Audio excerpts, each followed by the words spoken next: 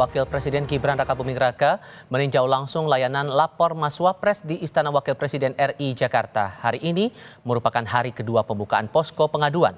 Wapres Gibran meninjau ruang pengaduan dan memantau proses pengaduan dari masyarakat. Gibran tidak memberi penjelasan usai sidak yang dilakukan.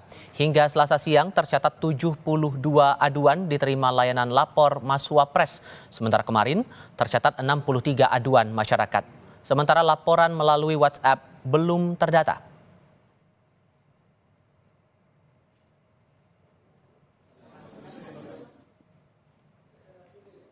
Anggota Komisi 2 DPR RI fraksi Partai Demokrasi Indonesia Perjuangan, Dedi Sitorus menanggapi program lapor Mas Wapres yang dibuka Gibran Rakabuming Raka. Dedi menilai sah-sah saja jika sudah berkoordinasi dengan Presiden Prabowo. Namun yang juga perlu diperhatikan agar layanan ini tidak tumpang tindih dengan tugas pokok dan fungsi atau tupoksi lembaga lain. Terus belajar menyelesaikan persoalan itu melalui sistem dan prosedur yang ada.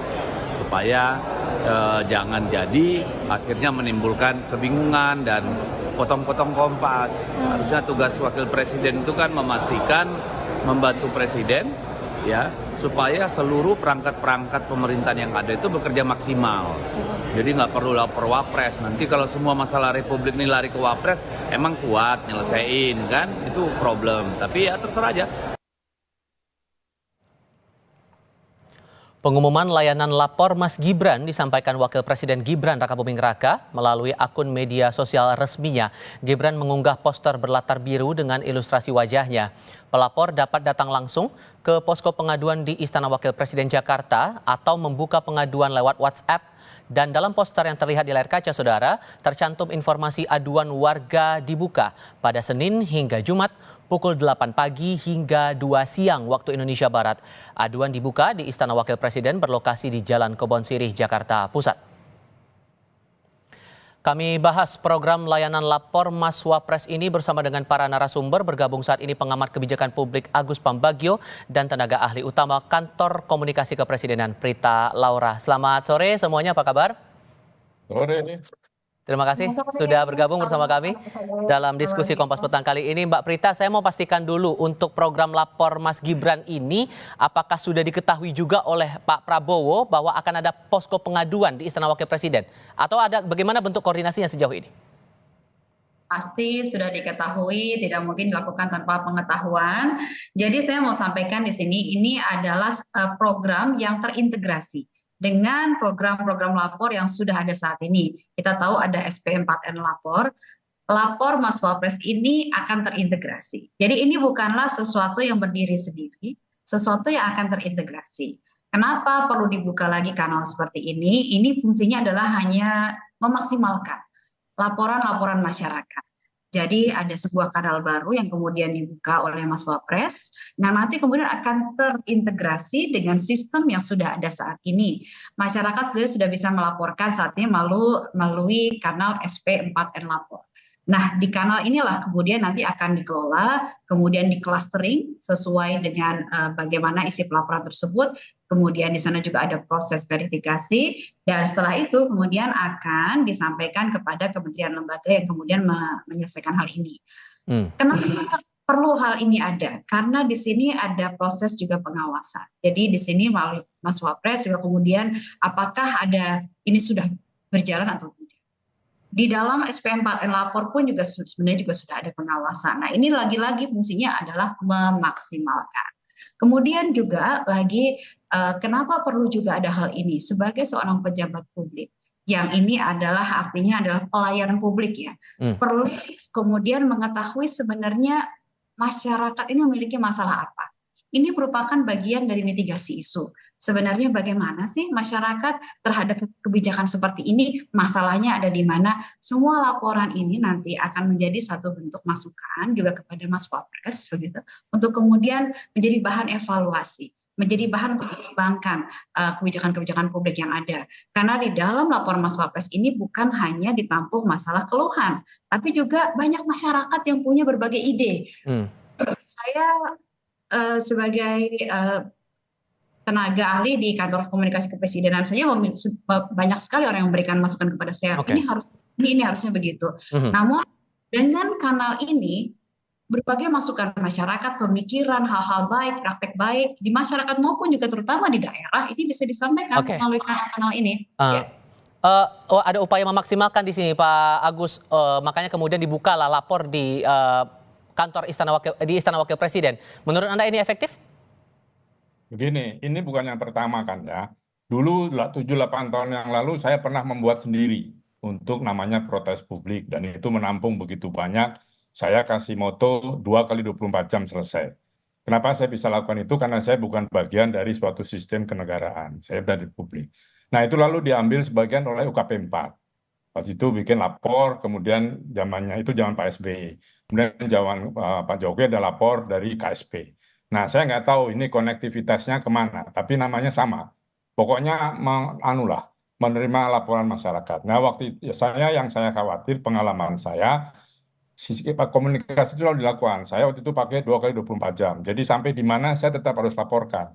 Nah, yang dilapornya KSP terakhir itu, kita tidak lihat disampaikan perkembangannya bagaimana. Karena masyarakat itu menunggu sampai di mana proses pengaduan saya. Nah, ini tentu baik ya untuk dilakukan kembali, dikuatkan. Tetapi sekali lagi masyarakat yang lapor itu membutuhkan informasi perkembangan sampai di mana. Itu satu. Hmm. Kedua, karena ini menggunakan KL yang bermacam-macam, karena persoalan publiknya melebar kemana-mana. Artinya ada birokrasi yang harus ditempuh oleh lembaga ini. Untuk misalnya masalah tanah, masalah transportasi, itu kemana? Oh, ke Kementerian Perhubungan dulu. Dia ada dan seterusnya. Nah, apakah kantor Wapres mau sesibuk itu? Ini pertanyaan saya. Karena itu pengalaman saya sangat sibuk. Akhirnya saya hentikan itu karena saya tidak sanggup ya untuk menjalankan itu. Nah, artinya apa? Ini efektivitasnya saya masih meragukan karena belajar dari lapornya yang UKP 4 kemudian KSP, saya belum tahu datanya dari yang lapor berapa yang diselesaikan, berapa persen. Puaskah masyarakat yang melapor itu juga tidak ada datanya sampai hari ini. Gitu. Oke. Oke, kalau gitu menjawabnya gimana Mbak Prita? Karena kan tujuannya memaksimalkan tapi ada keraguan bahwa alur birokrasinya bakal lebih panjang. Apakah nanti akan ada prioritas isu yang bakal ditangani lebih dulu atau mungkin ada pemotongan proses birokrasi atau gimana? Jadi karena ini terintegrasi, jadi sebenarnya lagi-lagi ini bukanlah suatu hal yang terpisah. Ini terintegrasi dengan sistem lapor. SP4M lapor yang di sana untuk kebijakan, ini ada di sana ada KSP, kemudian ada Pan-RB, ada Kemendagri, juga Komdiji. Nah, di dalam sana kemudian ada clustering, kemudian nanti akan diserahkan kepada kementerian-kementerian yang bersangkutan untuk kemudian menyelesaikan. Di dalam SP4 lapor, kasus-kasus diselesaikan, namun tentunya ada kerahasiaan. Ada kerahasiaan bagaimana pelapor kemudian dijaga kerahasiaannya. Kemudian di sana ada juga hasil-hasilnya. Cuman mohon maaf ini saya saat ini sedang tidak memegang bagaimana yang sudah ditindaklanjuti, seberapa banyak laporannya. Nanti kami bisa informasikan kepada Kompas TV juga dari hasil SP4 lapor berapa banyak yang sudah kemudian ditindaklanjuti. Namun tentunya tidak semua laporan tersebut ini bisa ditindaklanjuti. Ada hal-hal juga proses yang kemudian kita melihat apakah ini merupakan bagian dari kebijakan publik atau sebenarnya masalah pribadi. Nah, ini yang perlu dicermati. Jadi ini lagi-lagi bukan hal baru. Nah, terkait dengan apa yang dilakukan oleh Mas Gibran dengan suatu gebrakan lapor Mas Wapres ini, di sini kita juga melihat bagaimana masyarakat berbondong-bondong datang. Ini sebenarnya kalau kita bicara sebuah upaya dari pejabat publik untuk kemudian menjalin kedekatan, mendengarkan sebenarnya masalah rakyat itu seperti apa. Ada banyak cara untuk menjalin kedekatan dan mendengarkan masalah rakyat. Salah satunya dengan hal ini. Dan di sini yang paling menarik adalah masyarakat ini melalui WhatsApp ataupun melalui datang ke kantor dari Wakil Presiden. Di sana masyarakat akan dibantu oleh petugas. Jadi masyarakat akan dibantu untuk petugas mengisi laporan tersebut. Di mana hal ini juga bisa jadi menjadi kendala. Saya bicara dengan beberapa masyarakat begitu ya, yang memiliki kesulitan. Tapi gini Mbak, sorry saya potong di bagian situ. Anda mungkin menegaskan bahwa ini akan terintegrasi, kemudian sistemnya akan memaksimalkan dengan apa yang sudah dimiliki oleh kementerian lembaga yang lain. Tapi apakah ini tidak akan lebih efektif kalau langsung saja ke kementerian bersangkutan? Misalnya hubungannya soal transportasi, langsung saja adukan ke Kementerian Perhubungan misalnya.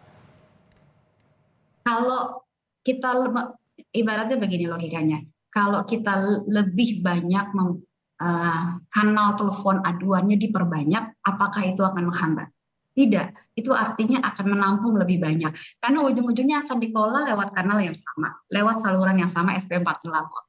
Jadi ibaratnya, analoginya, ini adalah memperbanyak lagi sambungan-sambungan telepon untuk menerima lebih banyak lagi aduan masyarakat. Memaksimalkan, itu dia.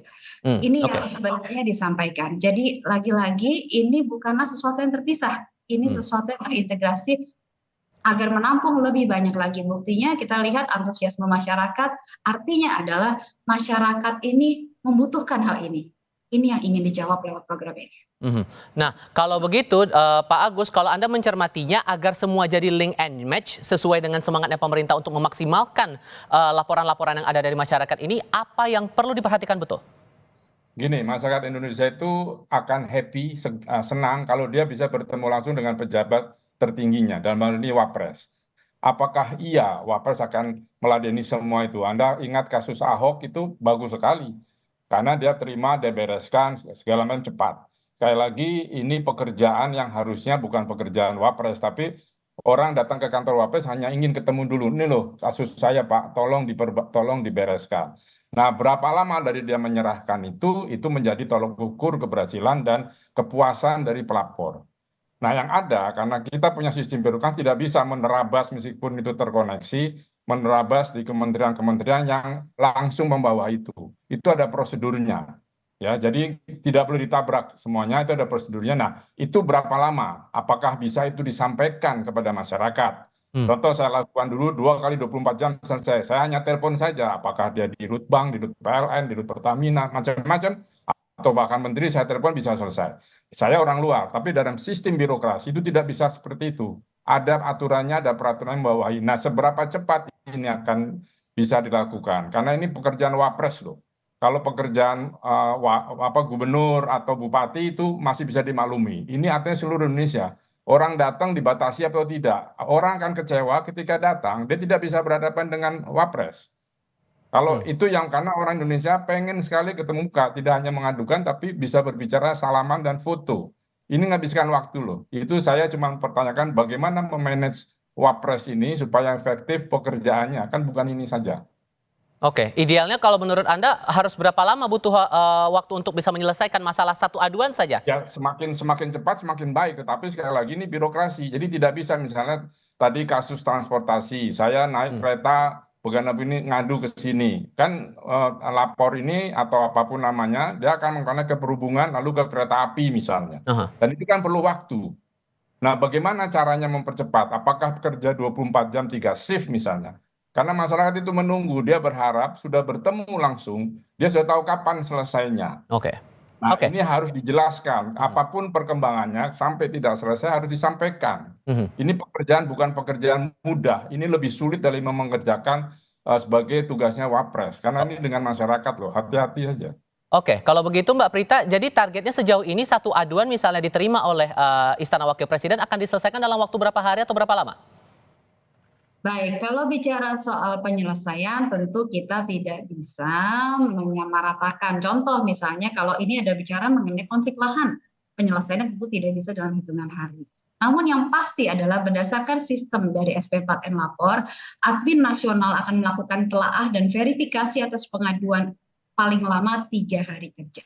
Jadi proses telaah dan verifikasi atas pengaduan itu paling lama 3 hari kerja. Mengenai penyelesaian, lagi-lagi kasus per kasus. Apakah kasus itu termasuk dalam konteks pelayanan publik atau tidak? Apakah kasus itu memang bisa diselesaikan dalam waktu singkat atau tidak? Apakah memang ini adalah kasus yang berkaitan dengan kriminal misalnya? Ketika kasusnya adalah berkaitan dengan kriminal, tentu kanalnya berbeda lagi. Tidak bisa kita bicara penyelesaian hanya dalam 1 minggu. Tidak semudah itu. Dan penyelesaian itu informasi terupdate-nya terakhirnya ada di tangannya Mas Gibran atau dari Istana Wapres atau di kementerian lembaga terkait, Mbak?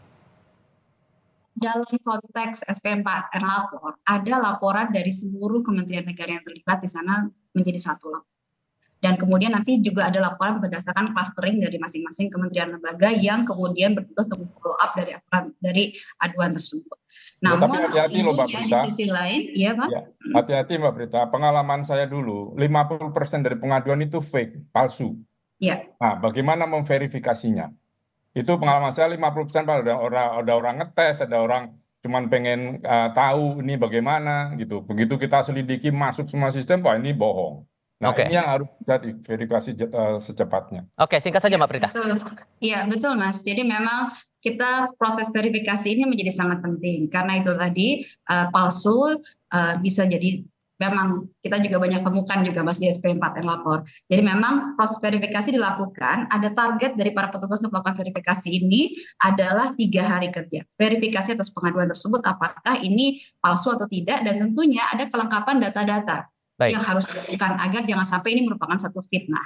Dan di sini pun juga Ombudsman juga akan terlibat, juga bukan akan, yang sudah terlibat juga dalam sistem ini. Oke. Jadi proses pengawasan dan tata kelolanya juga sudah Oke.